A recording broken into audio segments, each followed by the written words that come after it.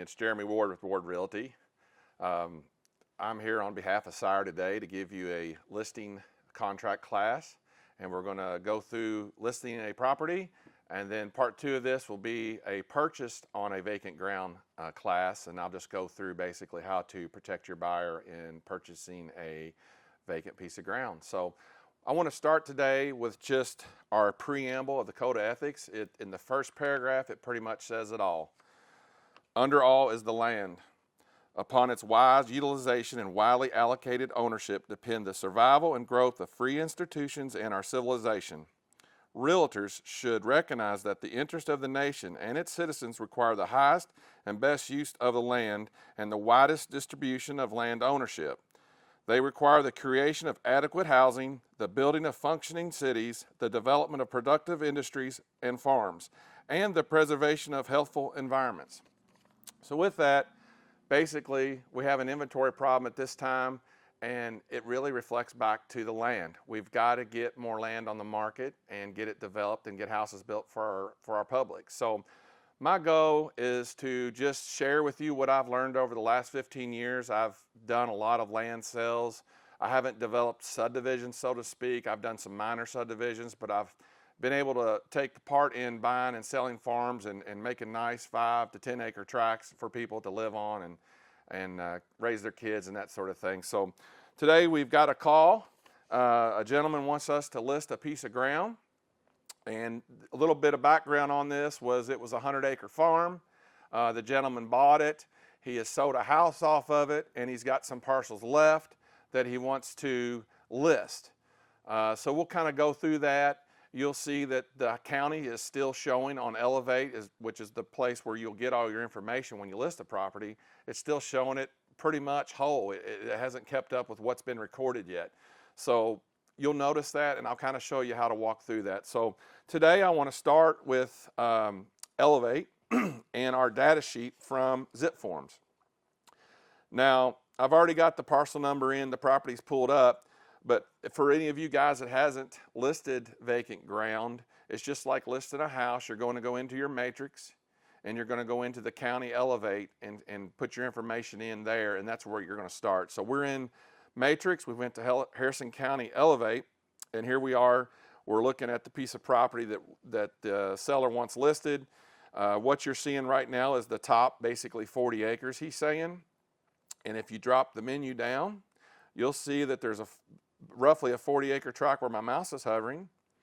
And there's this section in between that's got somebody else's name, Miracle Mountain. And then back again is our tract that's highlighted because it belongs with this top parcel. So there's more than 40 acres there, so sometimes that can cause some confusion. So let's just start with our vacant land input form. I'm not going to go through all of the columns because most of them are self-explanatory. If you've made it to Elevate, you're just going to match it up, pull the information, and stick it in. But what I'm going to go through is I've highlighted some areas where we see some confusion maybe in the market on the amount of deals we do. So one of them is the state parcel number. Sometimes a parcel number like this one will include more ground than what's being sold. So you do put that state parcel number in, but you're going to have to go back and explain in other provisions that X amount of acres be broken off larger parcel. So when the title company goes in, they know that we're not selling the whole farm, just this amount of acreage. There is a spot for additional parcel numbers. Sometimes there's several parcel numbers on a large farm or piece of property. That additional parcel number is not where you put that. You're going to put the additional parcel numbers in the further conditions. This additional parcel number area is just like a short parcel number that you'll see in Elevate. I can show you one here real quick. We'll go ahead and click on the information of the property. So there you see that Harrison County is still showing the home that's been broken out of the property. It's got the parcel number. That's the one you want to use. And then you'll see the alternate parcel number. That is just a suffix. Parcel, it's like a shortcut, so you don't need to use that one. So always use the parcel number. And I guess if you wanted to, you could put, if there's an additional parcel number, you could put it in the additional parcel number place there. Just make sure you're clear about what you're doing. The next thing I've highlighted is a street number. Well, on this piece of property, it's just, there's no property address. It's just Ripperton Valley Road, Central Indiana. So what you do in that case with vacant property, you're just going to list the acreage. So say we're gonna bust off 40 acres of this farm. So we're going to put 40 acres plus / minus Ripperton Valley Road. You may have it surveyed and it comes out to track 1, track 2, track 3, something like that, Ripperton Valley Road. So whatever that description is, a lot of times I get to these farms and they're not surveyed yet. They're leaning on me to kind of give them the advice on what I think is the best way to sell their property to get the highest value for the seller. So in this case, we're just going to say, roughly 40 ± acres, Ripperton Valley Road. The plus minus is there just to basically protect you and the seller, as we don't know an accurate amount yet because it's not been surveyed, so that gives a little room for error. And we'll cover how to figure that out after the survey, what to charge that as later. It's a little tricky. So we're going to go down through. There's the town, there's the subdivision. Obviously, there's no homeowners. There's the BAPs. But one of the things that I just covered is the lots and acres. And there again, you're going to want to put in this section, it says lot acres plus or minus 40 acres. Just keep basically covering you and the seller and disclosing that basically we don't know exactly because we haven't had it surveyed yet. Now, if you do have a survey and you know exactly what it is, I still don't think it's a bad idea to just put plus minus. It's just adding protection for you and your seller. So we're going to go to the second page of this listing data sheet. You can find these in zip forms. Most of you guys are using zip forms through our board. There's the annual tax. You're going to get that on your Elevate here. Land assessments, that sort of thing, just like a house. But you'll drop down and it says wooded, yes or no. Well, we're going to go back to the overhead on this. And as you can see, this track here, it's not wooded. I mean, that's all grass. As you can see, it looks like farm field to me. Probably pasture. It looks like it's grass and has a little pond on it. So wooded would be no. There's an area for flood. As you know, you can go over here to the right under the edit map contents. You can turn on your flood map zone and you can see whether it is in a flood zone. I can tell you this one's not. We may cover that towards the end just to give you some more knowledge. Restrictions. A lot of people say, is there any restrictions on this? It's not a neighborhood. Well, no, there's not a neighborhood, so there's no HOA and there's no restrictions. But when you list these properties, you really need to pull the deed before you go see it, because there are such things as deed restrictions. And the deed restrictions may have been put in there in 1800s by a gentleman or a family that they didn't want homes built on this property. They wanted it to carry over and to be farmland. So you really need to be careful when you pull your deed to review that and make sure there's no deed restrictions, because a lot of times there are. So if there are a deed restriction, you would put yes and then deed restriction. So then you'll drop down. There's an area for possible financing. A lot of times farms and land will only go conventional or cash. Some of the best places to find that is like a hometown bank. One of your local banks will do conventional anywhere from 15 to 20% down usually to buy the ground. Another good asset is Rural First. It used to be Farm Credit. They're pretty aggressive on loaning on vacant ground. So the next column is zoning. That's something you're going to need to know. And again, we're going to go over here to the map contents. And you can scroll down through here. You can pull up septic permits. You can pull up all kinds of things. But we want to look at the zoning. There's your floodplains. I have it on, so nothing's showing up there. Let's just do a quick zoning real quick. Property classes is your zoning. And it's going to have a key to it. Once I scroll down, and you'll see the colors. Agriculture looks like it matches our property here at 101. And we know by looking in the Elevate, once I open this ledger up at the bottom, it's going to say agricultural. But that's where you can find your property zoning. Sometimes you'll see it's residential in orange. Commercial's kind of like a pink color. And there's other. When you see an other, it's a good thing to call your local Harrison or your county. This would be Harrison County Planning and Zoning. Talk to somebody there and say, can you explain to me what this other is? I don't see it a whole lot, but it's on there for a reason. So I'm going to go ahead and turn this off so we can see the map a little better. All right. So you see how that's off. Now I still got the flood zone on, but it's not showing any flood here. So we've covered the zoning. The next section I've got highlighted, we run into a lot of questions is, will it allow mobile or modular? And that's, as if you know, if you've dealt with real estate, there's manufactured housing, which are the old double wides. There's single wides, which are the mobile homes. And there's true modulars, which qualify for better financing. Are any of these allowed? Well, I can tell you right now, on this property, there's no deed restrictions at this point that I can find. So at this point, it would be. But maybe when we sit down with a seller, the first thing he says to us is like, look, I don't want any mobile homes or manufactured housing on the property. I will allow modulars. So this is the time where you're going to put in one of those deed restrictions. The seller has a right to put in deed restrictions prior to listing and selling the property, but it needs to be done when you list it. It needs to be disclosed what your restrictions are. And then what will happen is right before we close, you're going to send that information to the title company, and they're going to insert those deed restrictions into that deed to protect the values of the property moving forward. And that will always stay. You cannot remove them deed restrictions. So now there may be a case if somebody bought the whole property. I'm not an attorney. Maybe if they bought the whole property, they could back that out. But once one of the pieces of property sold to another individual, those deed restrictions carry on forever, as far as I know. John Kraft is an excellent resource for these things.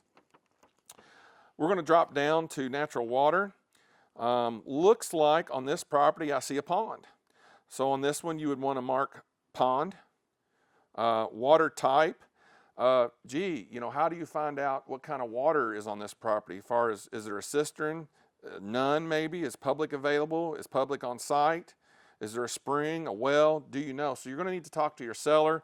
A lot of times they'll know right off the bat what kind of water is served there. With this one, I know it's public water is on site, which means it's there, it's hooked up to the house. Public available would mean maybe it's at the road, but it's not had a meter hooked in yet. Like the parcel that we're looking at, it would be available. It would be at the road. The house below it would be on site hooked to the house. So I have a lot of questions about that when we list it. What's that mean? Okay, sewer type. Sewer type we're going to get into in this area, most likely septics. There's no sewer out there. Again, sanitary available would mean, hey, it's at the road, it's close by, you can get it pulled to the property. On site, sanitary would mean you have it, sewer on site hooked to the property. Septic approved would be after it's perked and the county's issued a permit and it's good to go, it just needs to be installed. Septic on site would be there's a functioning or maybe broken septic on site, but there is a septic installed on the property. Sewer is the same way, you either have it or it's available. And you can mark unknown. Rather than marking unknown, I would do some research. I would have somebody really dig into it, whether it's a seller or yourself. I've had properties that said they had sewer, and I found out they were on septic, and basically we were calling the sewer companies. We've had sewer bills on properties that was not hooked to the sewer, so you really need to do your research on this to protect the seller and the buyer coming to the property to make sure they know what they've got.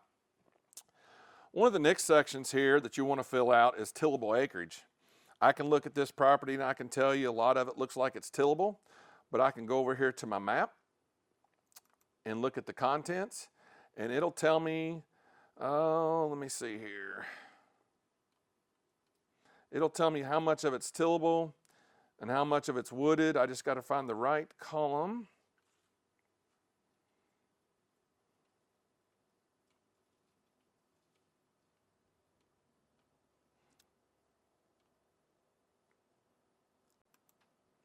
All right, we'll turn that on. You'll see there's a box that drops down here. It says unknown, tillable, non-tillable, wooded, other farmland, home site, and classified forest. These are all terms that you'll see throughout listing ground. There's wildlife habitats, there's classified forest. So there's several different types. And you'll see on this farm, it looks like most of it's tillable land. Is the color that matches up the best there. And then you'll see they got a little notation there of water, which is your pond. So that's a good way to look. And usually down here in the data card, when you click on it, it will break down your property classes. And there's your types there. You'll see these numbers. that basically refers to a property type, which you can use that color map that's got the number on it. So we'll go back up to the map. All right, let's turn that off so we can see the ground again. So this one's mainly, tillable. Pasture acreage is roughly the same thing. It's flat. You would be able to farm it or run animals on it. Sometimes it'll be too hilly, too much of hills and valleys, maybe some sinkos where you couldn't farm it, till it, but you could run cattle or horses or it would be pasture ground still. So sometimes it's both, sometimes it's neither. Now this one doesn't have any wooded acreage on it, so none of it is timber acreage. Let me get this map turned off. All right, we're cleared back up. Road frontage. Road frontage is everything when it comes to the value of ground.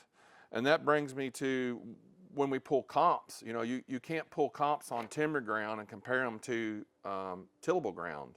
You can't do wooded to pasture. Like, you've got to compare what you're looking at.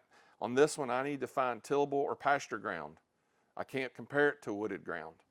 But the road frontage on this one makes this property very valuable. If you can see, as I back out here, it's at an intersection. So you've got road frontage on two sides of this property. Road frontage is everything, and when it comes up to being able to divide property, you got to have so much road frontage per lot. I know in Harrison County, it's usually 150 foot of road frontage with a minimum of an acre. So, 150 foot wide, it's going to be pretty deep. It's going to be like a bacon strip, not real attractive. You guys have all seen it out there. But you want to make sure you pay attention to that. If you want to know how much road frontage something has, you can go over here. Let me pull this in a little bit.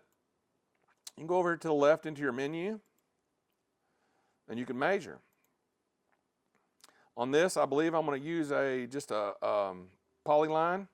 I'm going to click on that, and you're going to notice over here to the far right, it's going to say feet. That's what we want. We don't want to know how many feet of road frontage we have on this front. So it looks, first thing you're doing is you're going to make your first click, and then you're going to pull your line over to this intersection, and then click it again. Looks like there's 1,333 square foot of road frontage. So we've got tons of road frontage there. Now we can come down this side, we can double click and end it there. Then we can start this side and see how much is on this end of it on Ripperton Valley. So it looks like there's another 1,284 feet. So you've got over, 2,600 feet of road frontage on this property. It's a property that probably should be looked at and making some lots.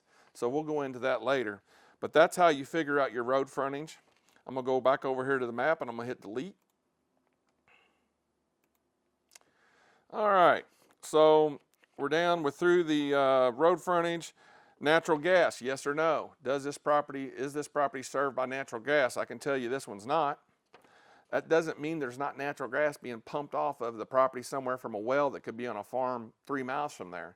So that's another thing you need to look into the mineral rights. Ask the seller, hey, is there anybody pumping any oil or gas off this? A lot of times in Harrison County, there's gas wells nearby, and they're getting paid a monthly payment for the gas that's coming out of the property. So that's something to ask them. Electricity, yes or no? Is the electric at the road, or is the electric actually on is there a meter on the property? That's something you need to know. So that's the second page of your data form. Third page is pretty self-explanatory. You're going to put your marketing remarks, your agent remarks, anything the agents need to know. Maybe, hey, this has got a gas lease on it. It serves from a property 2 miles down the road. And then this legal description, make sure that you got all the legal description, all parcels on here that's going to be included. And I would make a note to be broken off, larger parcel, because this one here, we're going to break off some off this big farm. We're going to take this 40 acres off of it. And then your showing time instructions. That's pretty simple.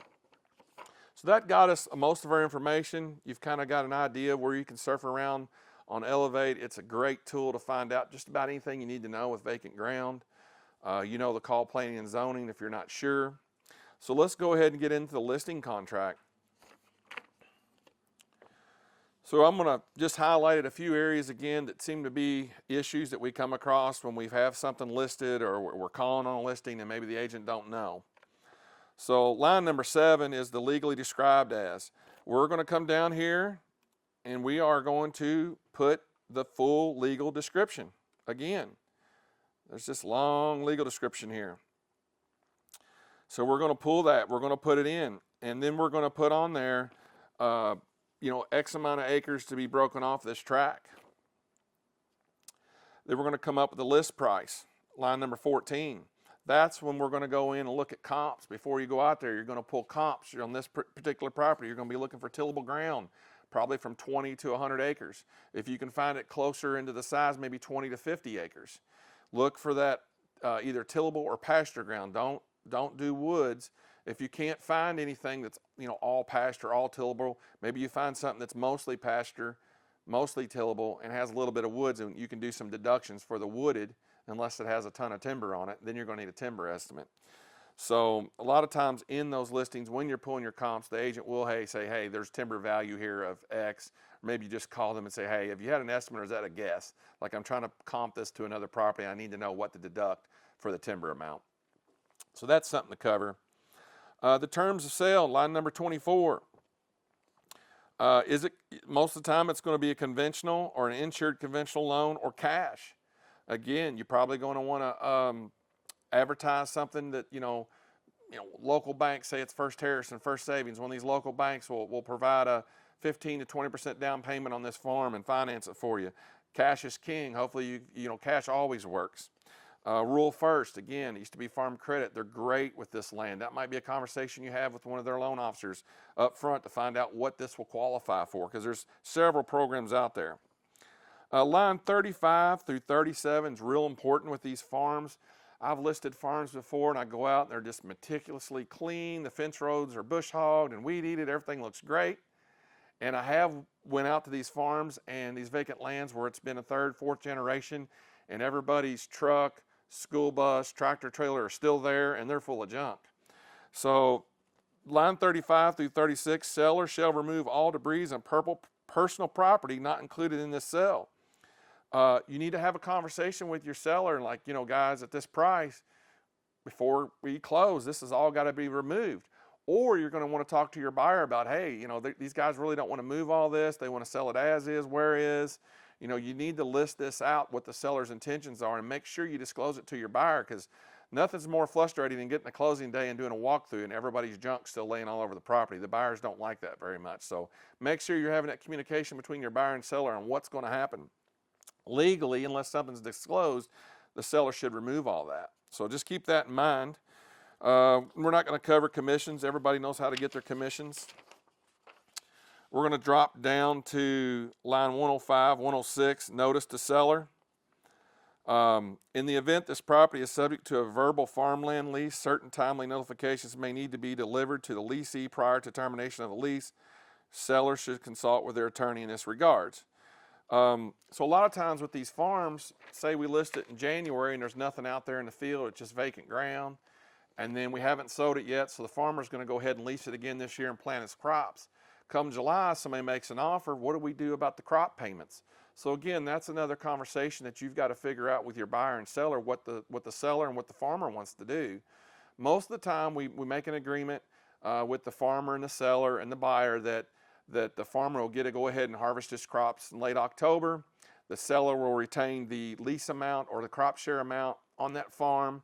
And then the buyer, once the farmer's done, he can either continue it with the buyer next year, or maybe there's going to build a house and he's done farming it. The usual ways that I see these leases be paid out from the farmers to the seller is on a share. They may get 25% of the production on this, or they may just lease it by acre. A lot of times it goes from $100 to $200 an acre. It just depends on how fertile the ground is.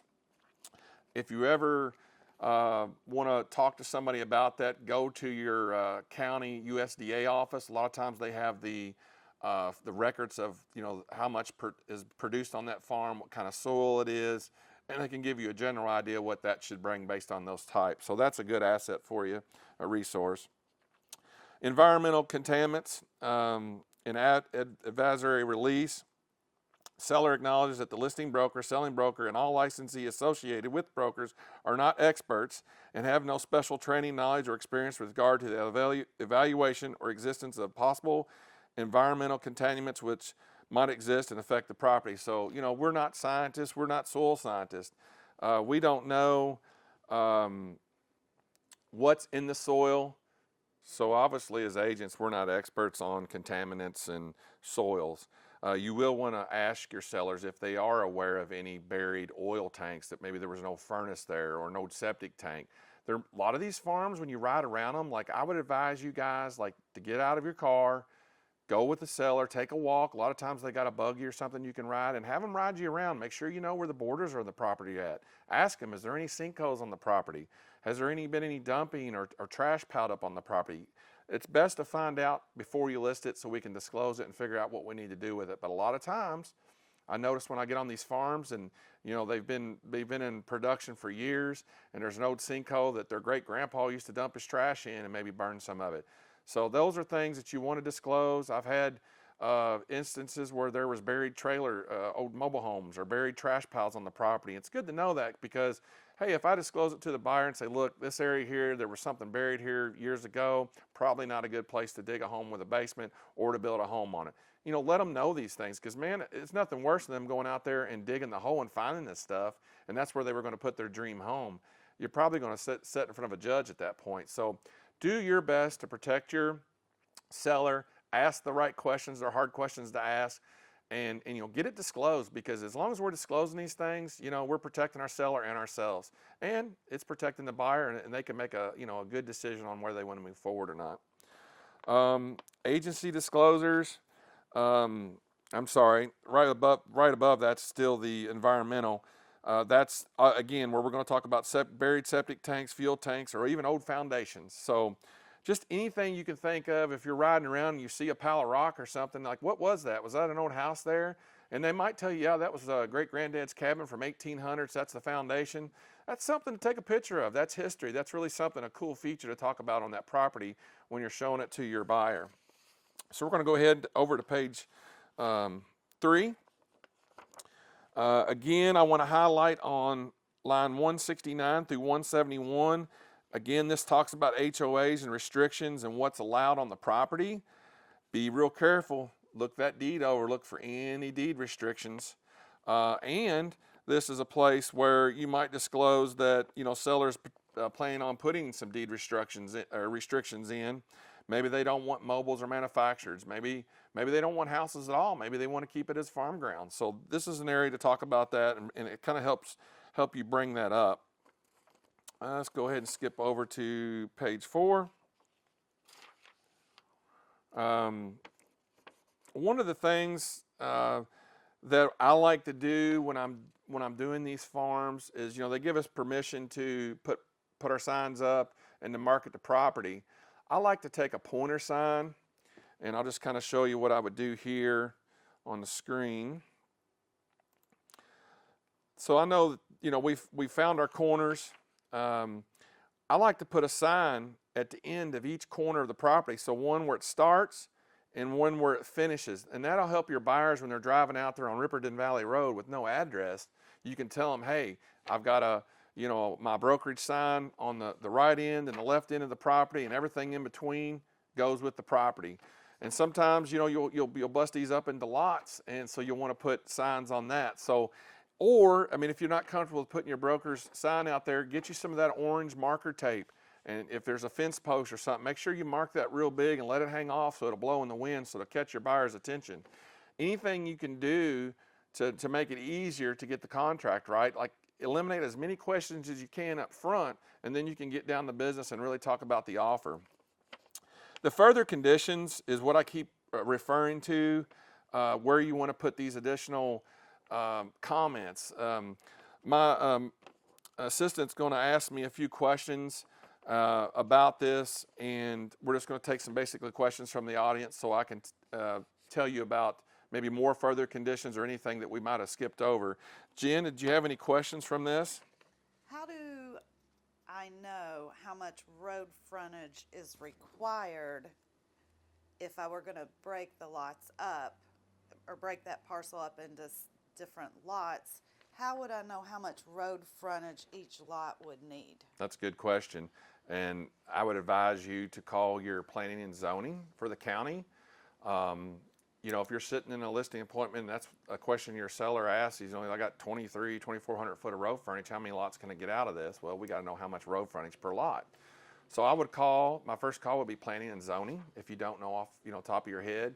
And if you do know, I would check just to make sure nothing's changed. So I would call my planning and zoning for the county, and they'll ask you a few questions, and they'll be able to tell you exactly how much acreage and how much road frontage you would need for that acreage. That's a good question, Jen. And then I could figure out the total number of lots I could get into And that divide parcel. it. Okay. Yep, divide it by your total. Is wooded land more valuable than, say, tillable land? And is it flat? Is it hilly? How do I make adjustments for that when doing my comps? That's a good question. So it really depends. When we talk about wooded land, if it's not been logged in 30 or 40 years and it's got the right species of timber on it, it can be more valuable than tillable ground at times.